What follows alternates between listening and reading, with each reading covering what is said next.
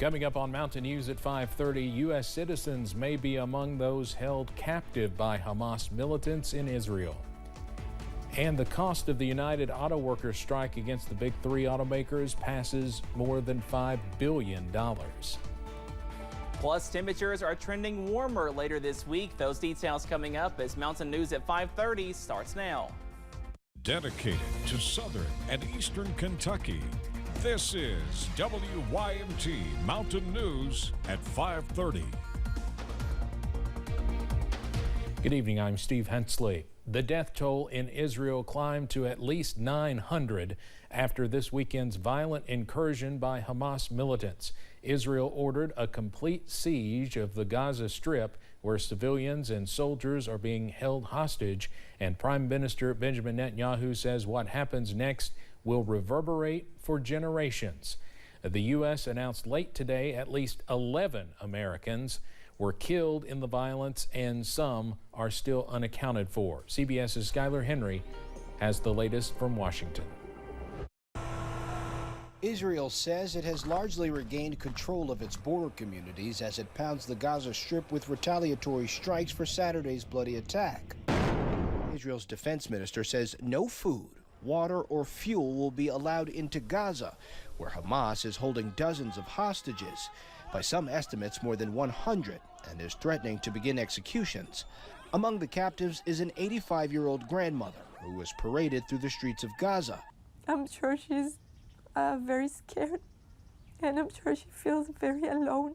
The U.S. State Department now believes Americans may be among the hostages. Just given the sheer numbers involved, we do expect that there may well be Americans who have been caught up in the hostage taking as well. In addition to those missing, U.S. officials confirm at least 11 American citizens were killed in the attack. President Biden said all countries must stand united against the atrocities. Republican Senator Lindsey Graham says Iran was complicit and that Israel must strike back. No more proportional response. The goal of the Israeli military should be to destroy Hamas in Gaza. America's most advanced aircraft carrier is moving towards the region as Israel confronts shock and grief. This man was at a music festival where more than 100 died. They didn't care if you're a man or a woman, you're a young or old man. They're killers, they're murderers. What they did is can be forgiven. Even as the death toll in Gaza rises into the hundreds, Hamas continues firing rockets over the border. And Israel called up hundreds of thousands of reservists, preparing for the next stage of war. Skylar Henry, CBS News, Washington. The European Union says it's suspending aid to Palestinians in light of the terror and brutality of the attacks. The U.S. State Department says it is unclear how many Americans are stuck in Israel right now, among them Lexington-born Vincent Sanford. Sanford played basketball at Lexington Catholic. He recently signed a contract to move to Israel. Sanford's team was supposed to play a game yesterday before the arena was bombed, but his sister says she is grateful he'll be reuniting with his wife and kids in France soon. Now, we will hear from a Pulaski County pastor who is currently in Israel coming up at 6. As clashes escalate between Israelis and Palestinians in the Middle East, rallies are taking place here in the U.S. Hundreds took to the streets for a peaceful demonstration in Chicago yesterday. Palestinians and their allies flooded the city streets outside the Israeli consulate. Protest organizers later marched their message throughout the city of Chicago. The crowd rallied their support for their homeland while also trying to send a message to the U.S. and Israel. Rock band U2 paid a tribute to at least 260 people killed at a music festival in Israel this past weekend. Never one to shy away from political causes, U2 singer Bono dedicated the song Pride in the Name of Love to the Nova Festival victims. Bono pointed out the irony of singing a song about nonviolence about the situation. U2 is currently performing a string of shows at the new Sphere attraction in Las Vegas. American Airlines has canceled all flights to and from Tel Aviv amid Hamas's ongoing attack on Israel. The cancellations come after the union representing American Airlines pilots issued a stark warning to members about the dangers to the airspace. In a memo, the union warned crews to turn down any assignment into Israel until, quote, we can be reasonably assured of the region's safety and security. As a result of the violence in Israel, oil prices have gone up. U.S. oil settled above $86 per barrel, a jump of 4.3% for the day. That is still off from recent highs, though.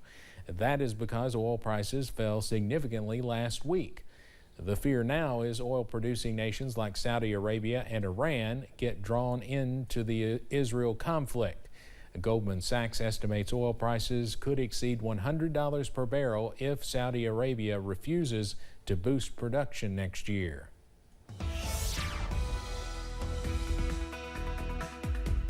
Well, after some chilly and soggy weather earlier today, we are tracking some drier weather as we go into your Monday evening. Here's a live look from the Pikeville Medical Center. You can see some clearing skies at this hour and that temperature up to 54 degrees. So we are looking at some improving weather as we go into this evening, also tonight though, but still watching out for maybe a few spotty sprinkles in Harlan County, also into Wise County as well, and maybe a few sprinkles in Menifee County, also into Magoffin and also Morgan County as well. So we are watching out for a few showers at this hour in some areas, but again, that drier air continues to push back into the region. Up to 57 in Jackson, 61 for London, and 66 in Somerset, also in Wayne County at Monticello at this hour. And as we go into this evening, those temperatures do fall into the upper 40s and lower 50s as that cooler and drier air once again settles into the region, and those lows dip into the upper 30s as you wake up on Tuesday. But some improving weather on the way as we could see more 80s by Thursday and Friday. All those details on the way in just a few minutes. Steve? Cameron, thank you. President Biden met with his national security team today to get the latest on the war in Israel, and he directed them to continue to work with the country to provide whatever support is necessary. But the White House may need Congress's help in the very near future, and that's a bit of a problem right now. CBS's Natalie Brand reports. The Pentagon has already deployed the USS Gerald Ford to station itself outside of Israel in case it's needed. And the Biden administration says it's prepared to help Israel in any way necessary. The only things we've said to Israel are that we're here, we've got your back, we want to make sure that you have the support that you need. We want to make sure that you have the assistance that you need. The U.S. already provides $3 billion in military support each year. But if Israel needs more in time of war, the Biden administration would need approval from Congress. We should supply and make sure that there's no question and no doubt that Israel will never be overwhelmed when it comes to ammunition. But the U.S. House can't do anything until Kevin McCarthy is replaced as Speaker. Majority Leader Steve Scalise and Ohio Congressman Jim Jordan are the two leading candidates. The war in Israel is now putting new urgency on the election. We need to give Israel the time, the space, the resources so that they can win and win decisively. Neither candidate has enough support to win the speakership, leaving some moderates calling for the House to reinstate McCarthy. I've said throughout this that I supported Kevin McCarthy. I believe he's the right person to lead. House Republicans are expected to vote behind closed doors for the new speaker Wednesday morning. Nay. Before bringing the vote to the House floor. Natalie Brand, CBS News, Washington. The candidates will make their pitches to colleagues tomorrow night during a candidate forum ahead of those first expected votes on Wednesday. The son of late Senator, Attorney General, and presidential candidate Robert F. Kennedy announced today he is shedding his Democratic Party affiliation and running for president as an independent. Robert F. Kennedy Jr. made the announcement steps from Independence Hall in Philadelphia. The longtime environmental lawyer and anti-vaccine activist told a crowd of about 300 that it's time to heal a divided nation and return the power to the people. The Democrats are frightened that I'm going to spoil the election for President Biden. And the Republicans are frightened that I'm going to spoil it for President Trump. The truth is, they're both right. Until today, Kennedy was, of course, running as a Democrat. While he said it was a difficult decision to let go of his family's party, his siblings issued a statement denouncing his White House bid. The United Auto Workers strike against the big three automakers is already the costliest U.S. auto strike in a century. Analysis by AEG claims economic losses from the strike have exceeded $5.5 billion in its first 3 weeks. By comparison, the previous record was held by the 2019 UAW strike against General Motors, which cost $4 billion. A hacker is claiming to be selling millions of pieces of data stolen from the family genetics website 23andMe. The data is up for sale on underground forums. In a blog post, the company acknowledged the potential leak, but stated the company itself had not been breached. Instead, the company says it appears the hacker collected passwords and usernames stolen from other hacked websites and simply tried them on 23andMe.